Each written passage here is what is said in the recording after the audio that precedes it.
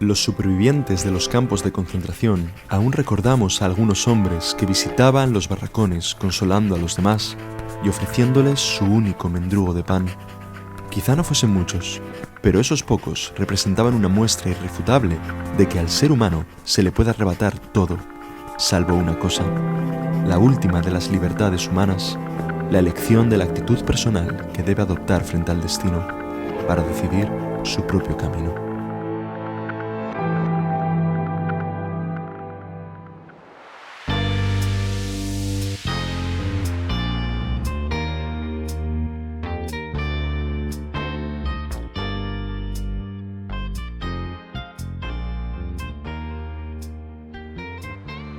Desde que vi La Sociedad de la Nieve hace ya un mes, he querido grabar este análisis. La película de Bayona me pareció impresionante, impactante y conmovedora a partes iguales.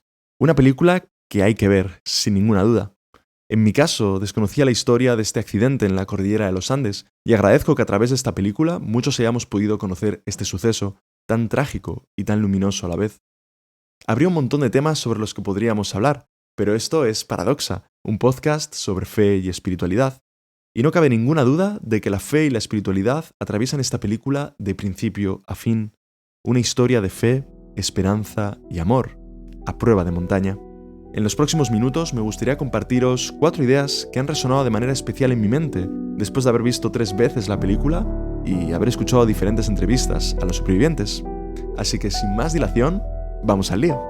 En búsqueda del sentido, una invitación a encontrar el significado. El 13 de octubre de 1972, un avión uruguayo se estrelló en la cordillera de los Andes. A bordo viajábamos 40 pasajeros y 5 tripulantes. Unos dicen que fue una tragedia, otros hablan de un milagro. ¿Qué pasó realmente? La respuesta está en la montaña. Lo primero que me cautivó de esta película desde el principio hasta el final es la manera en la que cuenta y transmite su historia. Porque el propósito principal de La Sociedad de la Nieve no está en explicar lo que ocurrió en aquella cordillera de los Andes. El foco no está puesto únicamente en los hechos puros y aislados. Aquí la pregunta central no es ¿qué ocurrió en el accidente de los Andes? Para responder a esa pregunta puedes consultar la Wikipedia o verte un documental. La pregunta más importante a lo largo de toda la película es otra. ¿Qué significado tuvo todo esto? ¿Qué significado tuvo todo esto? Porque la película es toda una invitación a interpretar lo ocurrido, a tratar de encontrarle un sentido y un significado a esa tragedia, y eso hace que la película tenga una mirada profundamente posmoderna, digna de nuestra época. En este relato no solo es importante saber lo que vivieron los supervivientes, sino cómo lo vivieron. Y así lo refleja la voz en off de Numa Turcati, nada más comenzar la película. Unos dicen que fue una tragedia, otros hablan de un milagro. ¿Qué pasó realmente? La respuesta está en la montaña. Y aquí encuentro la primera enseñanza de La Sociedad de la Nieve. Lo que marca la diferencia en nuestra vida no es solo lo que vivimos o dejamos de vivir, sino el significado y el sentido concreto que le damos a esas experiencias. Y todos tenemos la capacidad de dotar de significado y de sentido a nuestras experiencias vitales. Ahí está la clave. Porque si somos capaces de encontrarle un sentido y un significado a lo que ocurrió en esa montaña de los Andes, también podremos encontrar un sentido y un significado a nuestras propias montañas vitales, un sentido y un significado que nos impulsen a recorrer esas montañas, impulsados por la fe, la esperanza y el amor. Y tarde o temprano, todos tenemos que atravesar nuestras propias montañas. Como dijo uno de los 16 supervivientes en una entrevista, aquí hay 16 cordilleras diferentes y cada uno contamos la nuestra para ayudar a otros a superar la propia. ¿Dónde está Dios? Una fe a prueba de montaña. No pierdo la fe. Tengo más fe de la que tuve en toda mi vida. Pero mi fe, discúlpame Numa, no está en tu Dios. Porque ese Dios me dice lo que tengo que hacer en mi casa, pero no me dice lo que tengo que hacer en la montaña. Lo que está pasando acá no se puede ver con los ojos de antes. Este es mi cielo. Y yo creo en otro Dios. Creo en el Dios que tiene a Roberto en la cabeza cuando viene a curarme las heridas. En el Dios que tiene Nando en las piernas para salir a caminar sin condiciones. Creo en las manos de Daniel cuando corta la carne y Fito cuando la reparte, sin decirnos a qué amigo perteneció. Y así podamos comerla sin sin tener que recordar su mirada. Yo creo en ese Dios. Creo en Roberto, en Nando, en Daniel, en Fito y en los amigos muertos.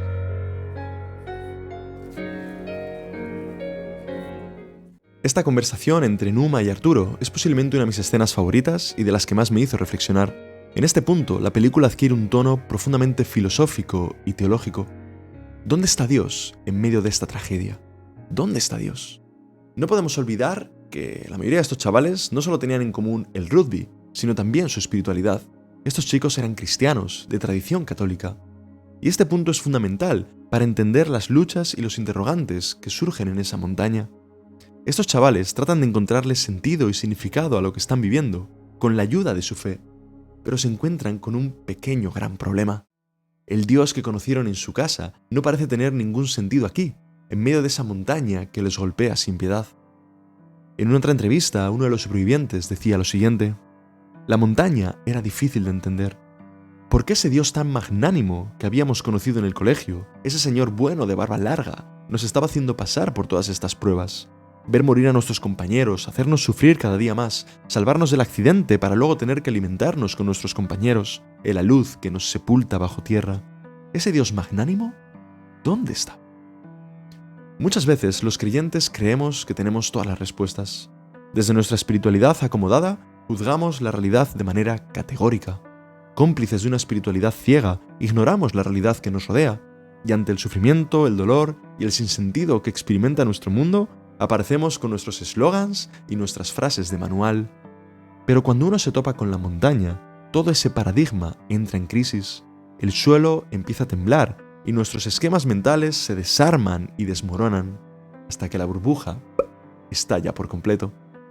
Porque la montaña pone en crisis todas esas respuestas preconcebidas y también nuestras imágenes inútiles de Dios. Como ese Dios que está lejos de nosotros, guarecido en su refugio cósmico, ajeno a nuestra realidad y a nuestro sufrimiento. Como ese Dios que se convierte en un amuleto protector, en un genio de la lámpara, dispuesto a cumplir nuestros deseos y nuestros caprichos. Como ese Dios que escribe nuestro destino en piedra, nos arrebata la libertad y nos obliga a transitar un camino que nunca elegimos. Como ese Dios que controla nuestras vidas como si estuviera jugando a los Sims, dando vida o arrebatándolas según sus designios, permitiendo el sufrimiento de unos mientras protege a los otros. Todas esas imágenes de Dios quedan sepultadas bajo el peso de la montaña, porque no tienen sentido, porque no nos hacen mejores, porque no nos salvan ni nos liberan de nuestras prisiones, y por eso no merecen ser vividas ni creídas. Y aquí encuentro la segunda enseñanza de la Sociedad de la Nieve. Solo una fe que sobreviva a la montaña es una fe digna de ser vivida y confesada. Solo una espiritualidad que tenga sentido en esa montaña es una espiritualidad que merece la pena experimentar. Una fe a prueba de montaña. Y no creo que debamos conformarnos con menos. Porque ¿qué sentido tendría una fe o una espiritualidad que no sirve en una situación verdaderamente crítica? Cuando las cosas se ponen del revés, cuando la vida nos golpea, ¿de qué sirve una espiritualidad que solo tiene sentido en mi pequeña parcela de seguridad, comodidad y control? La pregunta es, ¿qué clase de fe puede sobrevivir realmente a la montaña? Paradójicamente, la respuesta a la que llega Arturo en la película tiene mucho que ver con las reflexiones filosóficas y teológicas que surgieron tras la Segunda Guerra Mundial, especialmente tras la experiencia del Holocausto. En aquel momento, el mundo fue testigo de un sufrimiento y un dolor sin precedentes, y eso hizo que aquellas personas que tenían un mínimo de honestidad intelectual y de sentido común se replantearan su fe y sus convicciones más profundas. En concreto, desde la fe cristiana se recuperó una imagen diferente de Dios, una imagen anclada en el corazón del mensaje y la vida de Jesús de Nazaret, la imagen del Dios crucificado, el Dios que sufre con nosotros y por nosotros, el Dios que asume el dolor y el sinsentido del mundo en su propio ser, el Dios que está con nosotros, que nos capacita y nos acompaña para mirar de frente la realidad que nos rodea, el sufrimiento, la muerte, y hacerlo con honestidad y con realismo, sin edulcorantes espirituales, sin triunfalismos de ningún tipo. En este contexto también se puso en valor una espiritualidad de ojos abiertos, una teología del rostro que nos invita a descubrir las huellas de Dios en la realidad que nos rodea, aquí y ahora. Como escribió Bonhoeffer antes de ser asesinado por el régimen nazi, yo quiero hablar del Dios al que podemos encontrar en la vida y en lo bueno del ser humano. un Dios que palpita detrás de cada acto de bondad, belleza y verdad. Como dijera Paul Tillich, quien pregunta por Dios no debe apartarse del mundo para mirar hacia arriba, hacia un cielo imaginario, sino todo lo contrario. Debe volverse hacia el mundo para sumergirse profundamente en él, en su propia existencia y en su relación con los demás. Y esto mismo es lo que expresa Arturo en esa bellísima escena de la película. Creo en el Dios que tiene Roberto en la cabeza cuando viene a curarme las heridas, en el Dios que tiene Nando en las piernas para salir a caminar sin condiciones. Creo en las manos de Daniel cuando corta la carne y Fito cuando la reparte, sin decirnos a qué amigo perteneció. Yo creo en ese Dios. Y sin duda, ese Dios estuvo muy presente en aquella montaña y lo sigue estando también hoy en nuestras vidas si abrimos nuestros ojos para verlo. Antropofagia resignificada. No hay mayor amor que dar la vida por los amigos. Yo lo hago. Yo también. Yo no voy a comer. Nosotros no podemos hacer eso.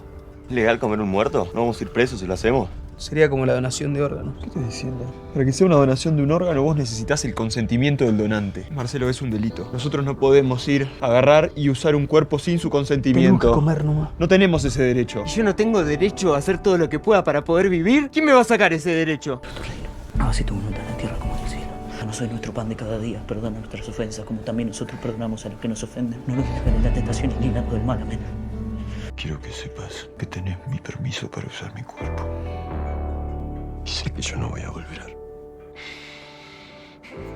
Pero está bien, estoy tranquilo. Estoy preparado para lo que viene. Y me pone muy feliz saber que ustedes sí lo van a lograr.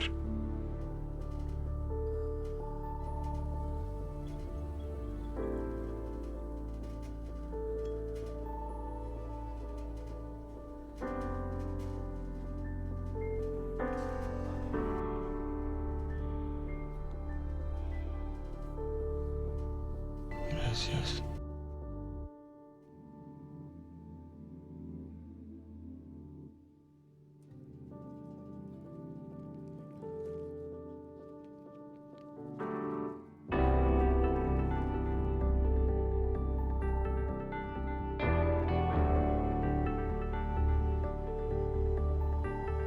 Salimos mañana. Posiblemente la cuestión de la antropofagia sea uno de los temas más conocidos y comentados de esta historia, sobre todo por el morbo y el escándalo que nos provocan. Lo que yo no imaginaba es la importancia que la fe y la espiritualidad juegan también en este punto. Ante la falta de alimento, el grupo se plantea la idea de emplear los cuerpos de los amigos y compañeros fallecidos para alimentar a los supervivientes. Como es lógico, esta propuesta produce respuestas de todo tipo.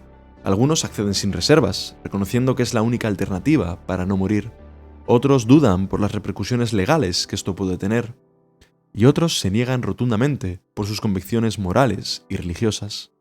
Y este último es el caso de uno de los protagonistas de la película, Numa Turcati, del que ya hemos hablado. Numa Turcati era un hombre de profunda fe y convicciones cristianas, además de ser abogado de profesión, y todo ello hizo que se negara a comer hasta casi el momento de su muerte. Lo paradójico es que la misma espiritualidad cristiana, que en un primer momento le hace tener ese prejuicio religioso y moral, es la espiritualidad que más tarde le ayuda a asimilar la necesidad de alimentarse de los fallecidos, hasta el punto de que él mismo ofrece su cuerpo para que sirva de alimento tras su muerte. Una vez más, el trasfondo religioso y espiritual juega un papel fundamental aquí. Como católicos, estos chicos estaban acostumbrados a participar del sacramento de la Eucaristía, en el que según el rito católico se come literalmente el cuerpo y la sangre de Cristo, participando así de su sacrificio. No es tan difícil imaginar cómo todo ese imaginario religioso se entremezcla con lo que están experimentando en aquella montaña. En cierto sentido, la antropofagia se transformó para ellos en una especie de Eucaristía, ya que ocurre algo que me parece realmente maravilloso. Un acto tan desagradable e inhumano como es la antropofagia adquiere un nuevo significado, convirtiéndose en un acto de sacrificio y de profundo amor hacia el prójimo. El mismo amor que les impulsó a cuidarse en todo momento, a sanarse las heridas, a animarse mutuamente y a seguir luchando por sobrevivir. En esta historia, la decisión de recurrir a la antropofagia no fue una locura propia de salvajes, sino la única manera de cuidarse y salvarse los unos a los otros para poder volver juntos a casa, sanos y salvos. De esta forma, se siguieron ayudando y sacrificando los unos por los otros, incluso después de muertos. Uno de los supervivientes lo expresa con estas palabras: mucha gente dice que nos deshumanizamos, pero al contrario, nunca fuimos más humanos.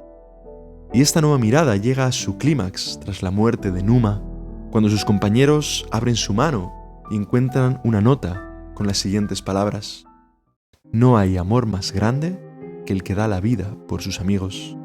Una cita del Evangelio de Juan, en su capítulo 15. Esta nota de Numa será el estímulo que hará que Nando y Roberto salgan del avión para escalar la montaña y buscar la salvación, el rescate final de los supervivientes. Y aquí está la tercera enseñanza que me llevo de la Sociedad de la Nieve. La espiritualidad o la fe, guiada por la esperanza y el amor, puede ser un canal privilegiado para dotar de sentido a nuestra realidad, por dura que sea. Y de esta forma nos impulsa a seguir adelante, sin tirar la toalla, poniendo en valor el regalo de la vida. ¿Milagro o tragedia? Una respuesta paradójica. ¿Qué sentido tiene la muerte de Arturo, la muerte del Vasco o la muerte de todos los demás? Liliana lo dio todo, siempre. Durante la luz, sepultado bajo la nieve, yo sentía su cuerpo reposando bajo el mío. Es que no había manera de sacarla si yo no salía primero. Pero yo no me podía mover porque tenía los pies aprisionados contra su pecho. Y si hacía fuerza para salir, la iba a hundir más en la nieve. ¿Qué sentido tiene eso, Numa? Cuando llegamos a Liliana, solo el cuerpo de ella estaba ahí. Y en ese momento, mientras seguían desenterrando amigos, uno muerto, otro vivo, uno muerto, otro vivo, abracé a Liliana con toda la fuerza que tenía y sentí un amor que no había sentido en toda mi vida. Y me di cuenta que tenía una misión, que era tomar ese amor que estaba apretando ahí contra mi pecho y llevárselo de vuelta a mis hijos. Su muerte no fue en vano. Llegamos ya al final de este análisis y lo hacemos tratando de encontrar una respuesta a esa pregunta que la película nos planteaba desde un inicio. Unos dicen que fue una tragedia, otros hablan de un milagro. ¿Qué pasó realmente? La respuesta está en la montaña. A mi juicio, no es posible responder a esta pregunta sin recurrir a la paradoja. Porque ciertamente estamos ante una tragedia, pero también ante un milagro. Ante todo, creo que es fundamental mirar la realidad de frente, con honestidad y realismo. El accidente de los Andes es una tragedia, sin lugar a dudas. Fijarnos en los 16 supervivientes y no hacerlo en los 29 fallecidos sería injusto, irracional y deshonesto. No podemos ignorar la muerte y el sufrimiento de aquellas personas. Por eso hablamos de tragedia, porque realmente lo fue. Ahora bien, si somos capaces de abrazar esa tragedia y entrar de lleno en la historia del accidente de los Andes, quizá podamos ver algo más, e incluso contemplar el milagro. El milagro de ver a un grupo de seres humanos que ponen toda su humanidad en juego para hacer florecer la vida, impulsados por la fe, la esperanza y el amor. En medio de aquella situación tan terrible, de tanto dolor, desesperanza, sufrimiento y muerte, asombra ver esas muestras constantes de amor, valentía y camaradería entre unos y otros, como compañeros en la tribulación y en el dolor. Esos gestos de altruismo desinteresado, esa capacidad de cuidarse los unos a los otros, a pesar de todo, como si fueran un solo cuerpo. Para calentarse mutuamente por la noche y no morir congelados, para cortar la comida con discreción y que el resto pueda alimentarse sin remordimientos, para abrazarse y consolarse ante la inevitabilidad de la muerte, para hacer rimas que levanten el ánimo y ayuden a no caer en la desesperanza, para curar las heridas de los que están heridos, para caminar en la intemperie en busca de ayuda. Esa profundidad humana brilla con luz propia, una luz que las tinieblas de la noche no pueden sofocar. Y en esto radica la paradoja. Para descubrir el milagro hay que abrazar la tragedia. Y evidentemente, el milagro no es ningún tipo de intervención divina extraordinaria que rompe el orden natural. No es eso lo que vemos en la montaña. Aquí los milagros tienen un nombre y un rostro humano, pero son profundamente divinos. Como dijo uno de los supervivientes, Dios fue muy tangible en los Andes para mí. Yo casi que lo sentía. Dios fue muy importante en esta historia, pero no resolvió la historia. Nos dio las herramientas para resolverla. Y rezamos todos los días. Y esta es la cuarta y última enseñanza que me llevo de la Sociedad de la Nieve. En la montaña, el milagro sucede cuando la voluntad humana sintoniza con la voluntad divina. Es ahí cuando la fe, la esperanza y el amor se vuelven tangibles y Dios se hace presente en medio de nosotros, como una bella armonía. Fe, esperanza y amor a prueba de montaña.